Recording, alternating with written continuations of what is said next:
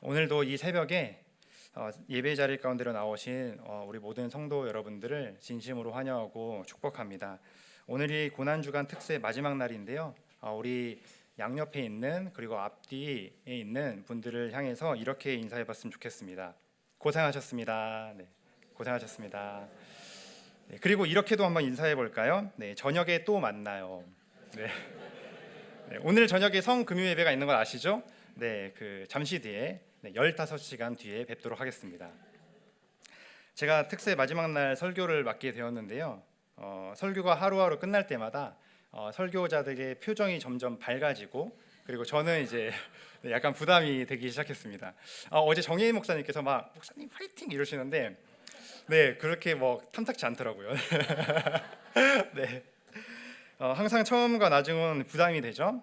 그런데 이제 설교 순서를 어떻게 정했느냐면 성령의 개입하심을 기대할 수 있는 최첨단 시스템인 사다리 뽑기를 통해서 결정하게 되었습니다. 네. 그래서 이제 이것이 주의 뜻인 줄 알고 이제 거룩한 부담감을 안고 섰습니다. 말씀 나누도록 하겠습니다. 설교를 이런 질문으로 좀 시작해 보고 싶습니다. 여러분, 우리 인생에 있어서 가장 중요한 가치가 있다면 그것은 무엇일까요?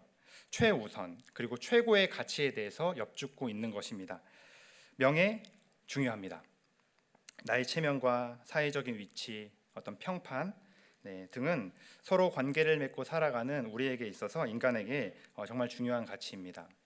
돈은 어떨까요? 오늘도 예배를 마치고 나면 많은 분들이 이제 출근할 것입니다. 돈을 벌러 나가시는 거죠. 자본주의 사회에서 돈은 거의 모든 것을 살 수 있는 수단입니다. 그래서 중요합니다. 하지만 다른 무엇보다 사람에게 있어서 가장 중요한 가치는 바로 생명입니다. 목숨보다 더 중요한 것은 없습니다. 생명을 잃으면 그 어떤 것도 의미가 없죠. 본문 속에서 예수님은 죽으셨습니다.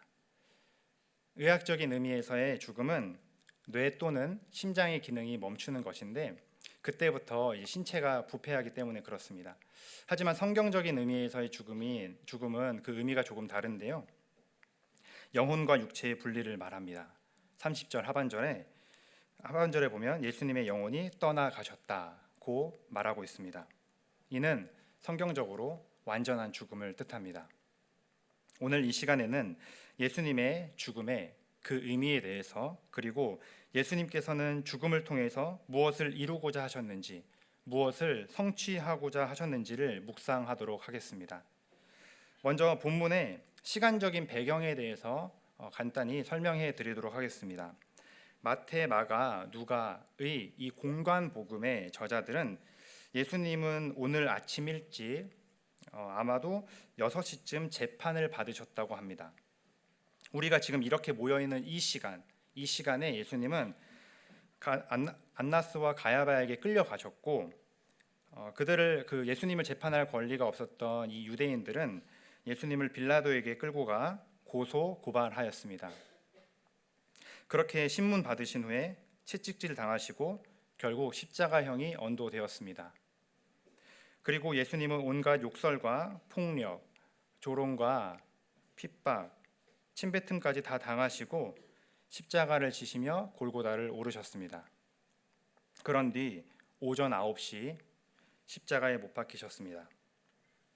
이 십자가 처형에 대해서 역사가 요세푸스는 가장 비참한 죽음이라고 불렀으며 로마 집정관이자 법학자였던 키케로는 가장 잔인하고 끔찍한 형벌이라고 불렀습니다. 그러나 이런 십자가형이 끔찍한 처벌 방식이라는 것으로만 예수님이 당하신 고통과 죽음을 다 설명할 수는 없습니다. 제가 며칠 전 끔찍한 뉴스를 좀 접했는데요. 여러 영화를 연출했던 한 감독이 한 아내의 남편이자 그리고 발달 장애 아이의 아버지였던 그가 음식점에서 폭행을 당해서 숨졌다는 것이었습니다.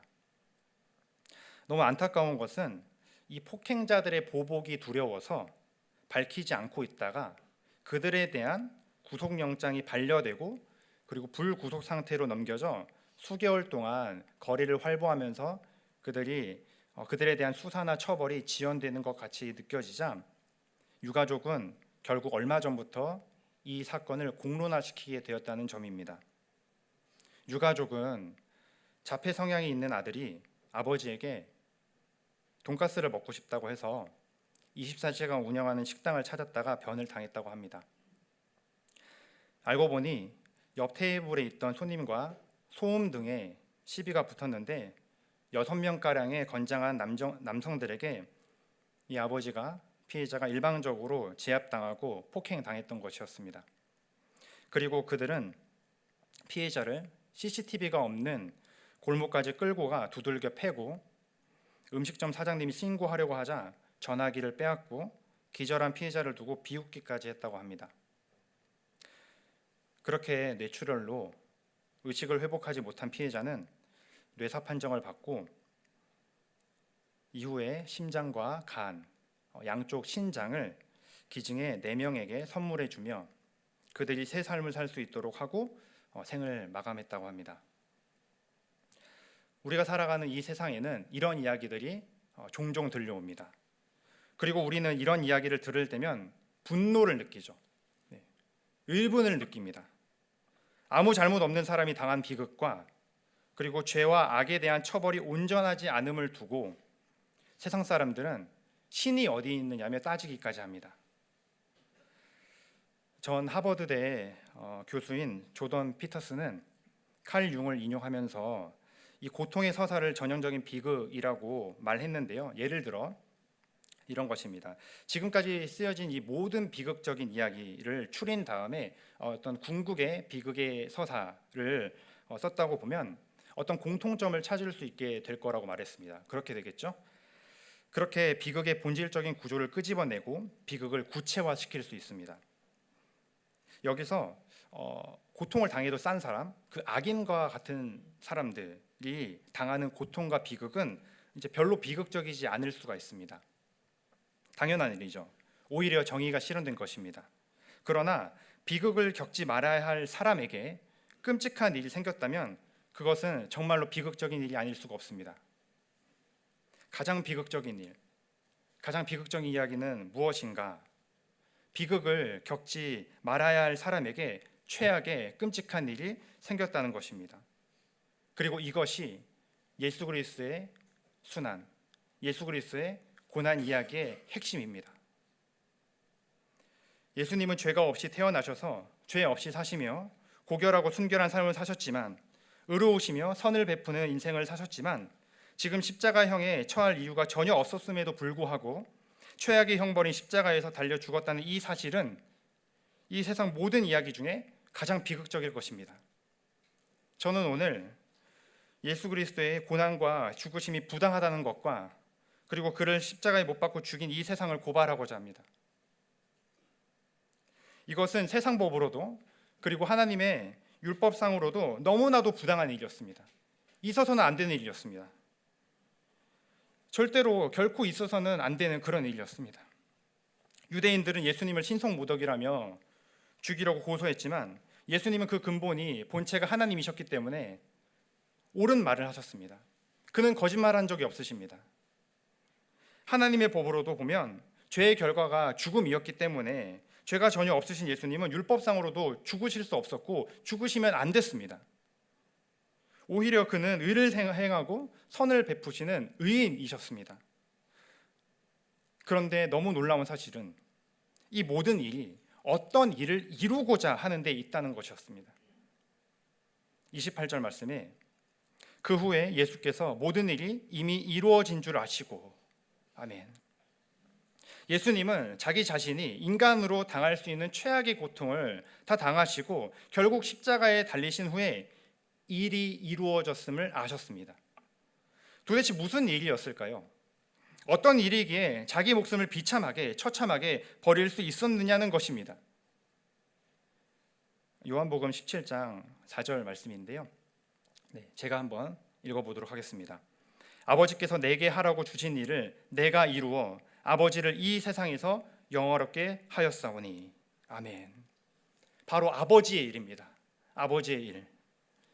예수님은 하나님 아버지의 일을 이루고자 하셨습니다. 허나 여러분, 우리가 착각하지 말아야 될 것은 지금 예수님이 힘이 없거나 능력이 없으셔서 비참하고 처참하게 십자가에 달리신 것이 아니라는 사실입니다. 저명한 신학자인 D.A. 카스는 예수님이 죽는 순간을 이렇게 평했습니다. 그의 목숨을 그에게서 뺏어갈 자는 아무도 없었다. 그에게는 스스로 자신의 목숨을 내어줄 권세가 있었고 이것은 아들로서 그의 순종의 정점을 이루는 행위였다.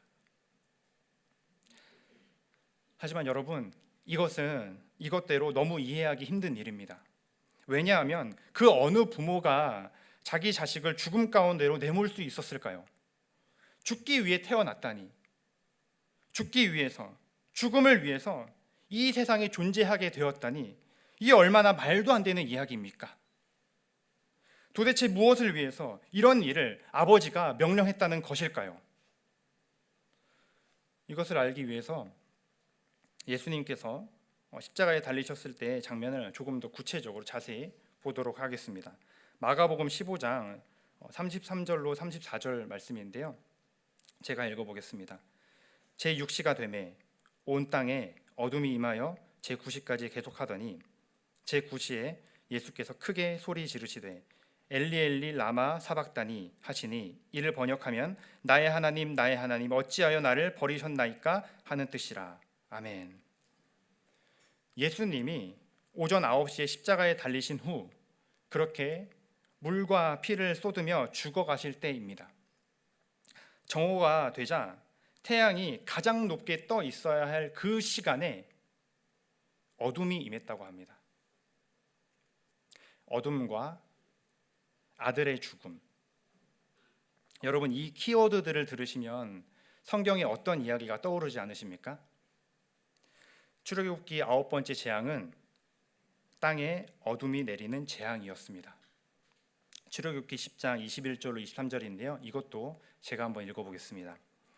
여호와께서 모세에게 이르시되 하늘을 향하여 내 손을 내밀어 애굽 땅 위에 흑암이 있게 하라. 곧 더듬을 만한 흑암이리라.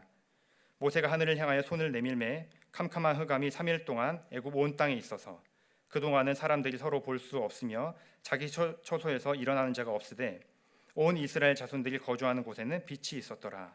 아멘. 그리고 난 뒤에 10번째 재앙은 무슨 재앙이었나요?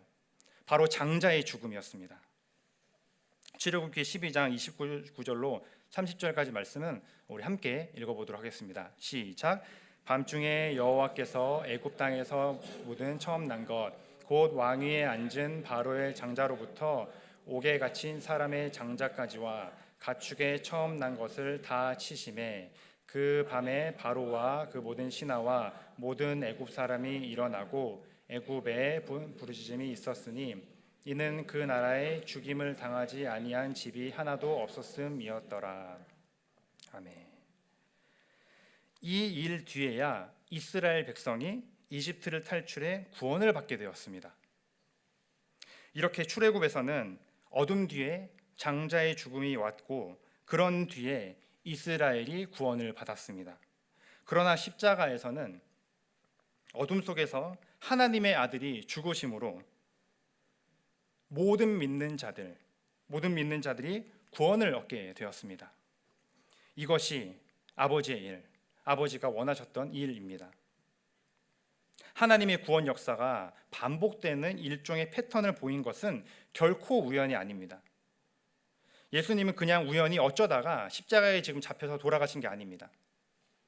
철저히 의도를 가지고 하나님이 뜻 가운데 그 죽음의 길, 십자가의 길을 걸으셨던 것입니다. 정말 흥미로운 사실은 예수님께서 아마도 오후 3시경, 오늘 기준에서 오후 3시경쯤 숨이 멎고 돌아가신 것으로 보이는데 모두 아시다시피 오늘 오후부터는 안식일입니다. 네. 안식일이 시작되는데 특별히 오늘은 유월절이라는 것입니다. 왜냐하면 이스라엘 사람들은 유월절을 맞이하기 전에 어린 양을 잡는데 그 시간이 예수님께서 십자가에 달려 돌아가신 죽으신 시간과 맞물려 있었습니다.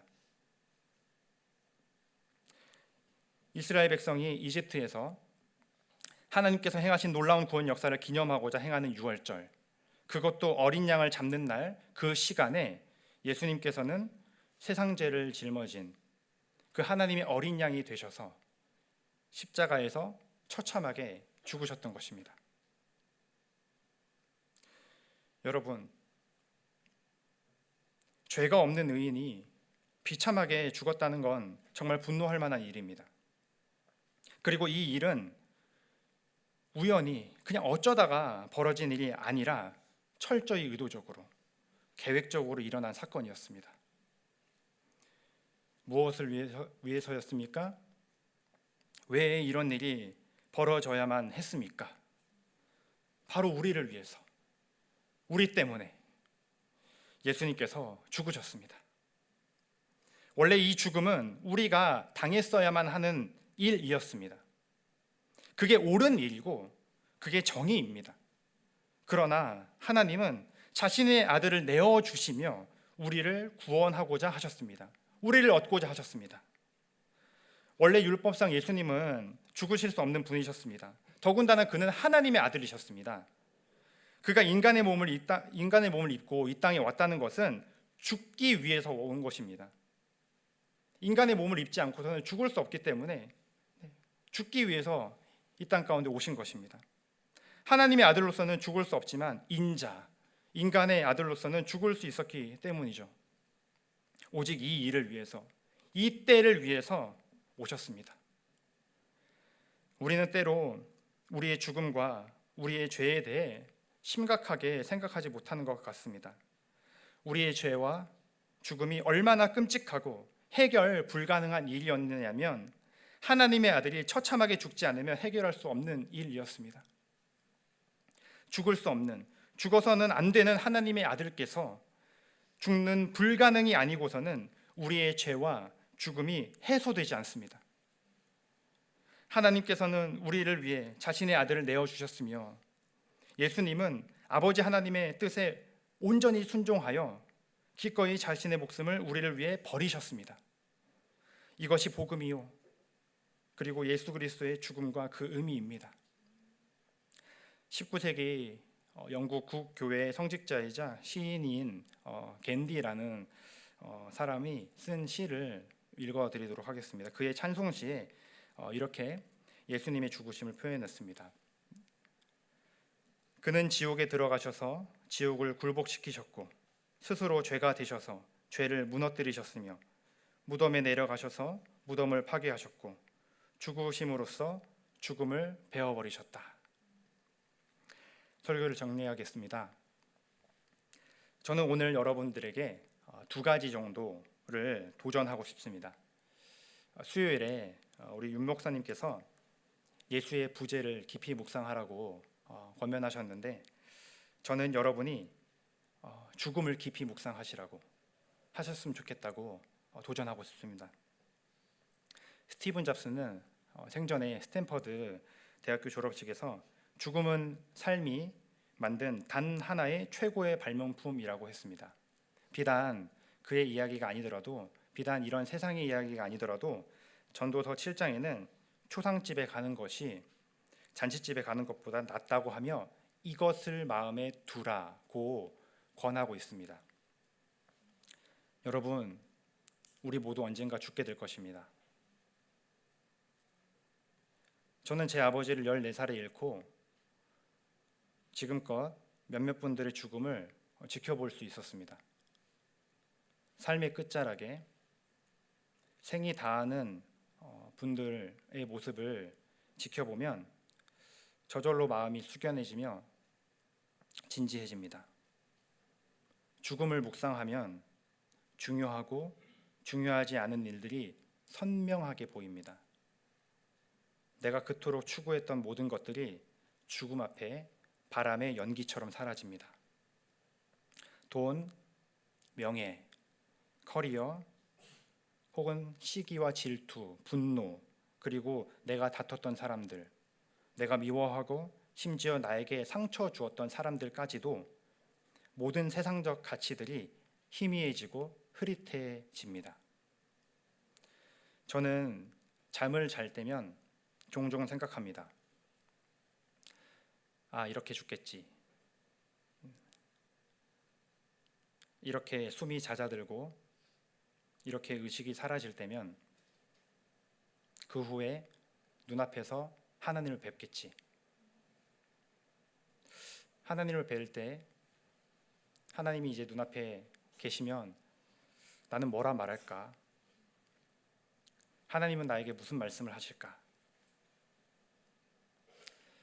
바울의 말을 빌리자면 여러분, 우리 눈앞에 예수 그리스도께서 십자가에 못 박히신 것이 밝히 보이시지 않습니까? 이 예수를 바라보시며 우리의 죽음도 깊이 생각해 보기를 원합니다. 그럴 때 우리의 삶은 오히려 가벼워지고 더 분명해지고 선명해질 것입니다. 두 번째로는 그렇게 가벼워지고 선명해진 삶으로 하나님의 뜻에 순종하시길 바랍니다. 예수님처럼 사명자의 길을, 순종의 길을 걸으시기를 바랍니다. 제가 설교 서두에서 생명보다 더 귀한 것은 없다고 말씀드렸습니다. 세상적 기준으로 보면 죽음은 끝입니다. 그러나 믿는 우리들에게는 죽음은 더 이상 끝이 아닙니다. 우리에게는 죽음 이후가 있습니다. 영원한 천국, 영생이 있습니다. 더 나아가서 마태복음 16장 25절에 예수님은 이렇게 말씀하셨습니다. 누구든지 제 목숨을 구원하고자 하면 잃을 것이요 누구든지 나를 위하여 제 목숨을 잃으면 찾으리라 고 하셨으며, 요한복음 12장 24절로 25절에서는 한 알의 밀이 땅에 떨어져 죽지 아니하면 한 알 그대로 있고 죽으면 많은 열매를 맺느니라. 자기의 생명을 사랑하는 자는 잃어버릴 것이요 이 세상에서 자기의 생명을 미워하는 자는 영생하도록 보전하리라고 하셨습니다. 여러분, 버리는 것이 얻는 일입니다. 주님을 위하여 가장 소중한 것을 버리는 것이 진정으로 얻는 길입니다. 짐 엘리어 선교사는 영원한 것을 위해 영원하지 않는 것을 버리는 자들은 결코 바보가 아니라고 했는데, 저와 여러분이 영원한 것을 바라보며 그것을 사모하며 영원하지 않은 것들을 버릴 수 있는 마음을 갖게 되기를 간절히 바랍니다.